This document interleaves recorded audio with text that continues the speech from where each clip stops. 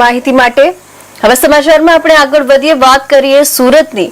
તો સુરત શહેરમાં રસ્તા બેસી જવાની અને ભૂવા પડવાની ઘટનાઓ યથાવત જોવા મળી રહી છે। ડિંડોલી વિસ્તારના કરડવા રોડ પર G9 નજીક વહેલી સવારે એક ટેન્કર પસાર થઈ રહ્યું હતું, ત્યારે અચાનક રસ્તો બેસી જતા ટેન્કરનું આગળનું વ્હીલ ભૂવામાં ફસાઈ ગયું હતું।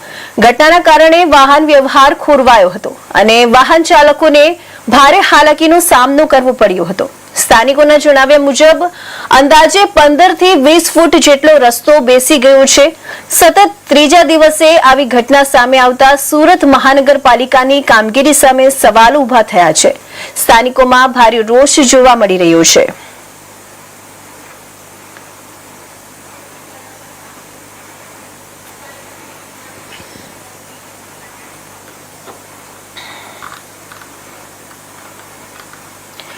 તો સુરતના સિંગણપોર વિસ્તારમાં સિટી બસ અને સ્કૂલ બસ વચ્ચે અકસ્માત સર્જાયો હતો। પૂરપાટ ઝડપે આવી રહેલી સિટી બસે સ્કૂલ બસને પાછળથી જોરદાર ટક્કર મારતા બે વિદ્યાર્થીઓ ઈજાગ્રસ્ત થયા હતા। અકસ્માત બાદ સ્કૂલ બસમાં બેઠેલા બાળકોમાં ભારે ચીસાચીસ અને ભયનો માહોલ સર્જાયો હતો।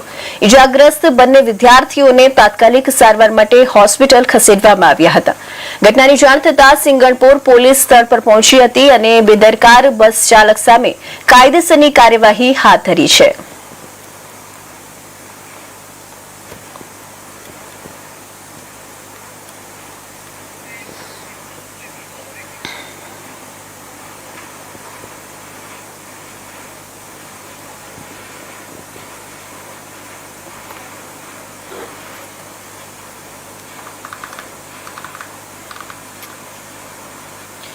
તો આ તરફ હવે સમાચારમાં આગળ વધીએ। મહત્વના સમાચાર સાથે મહત્વના સમાચાર આવી રહ્યા છે સુરતથી। સુરતમાં સચિન વિસ્તારમાં એક દિવાલ ધરાશાયી થવાની ઘટના બની છે। તો વાત કરીએ સુરતમાં જર્જરિત ઇમારતનો વધુ એક ભાગ ધડાકાભેર સાથે તૂટી પડ્યો।